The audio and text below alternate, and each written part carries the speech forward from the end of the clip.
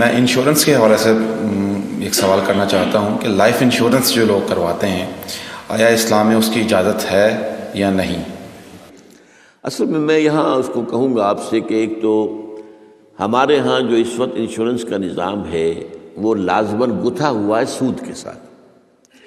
لہذا اس شکل میں جو اس وقت انشورنس ہو رہی ہے وہ تو حرام ہے، اس کے حرام ہونے میں کوئی شک نہیں ہے۔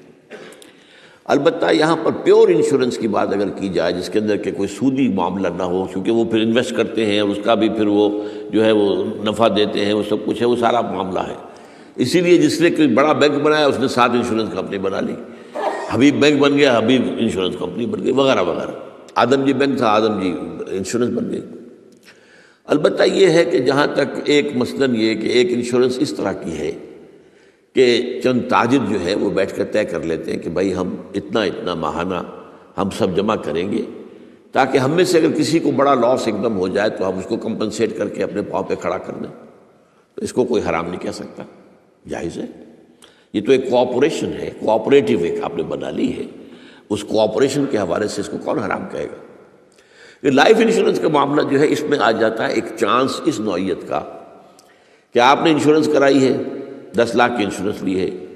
آپ نے ابھی 2-3 پریمیمز ان کے دیے ہیں کہ آپ کا حادثہ کے اندر انتقال ہو گیا، اب اتنے پیسے آپ کو مل جائیں گے، یہ آپ نے how did you earn it?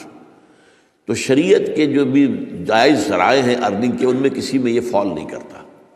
یہ تو چانس کی بات ہو گئی، جیسے جوئے کے اندر چانس ہوتا ہے، آپ کا داؤ لگ گیا تو آپ کو جو ہے وہ 12 ہو گئے،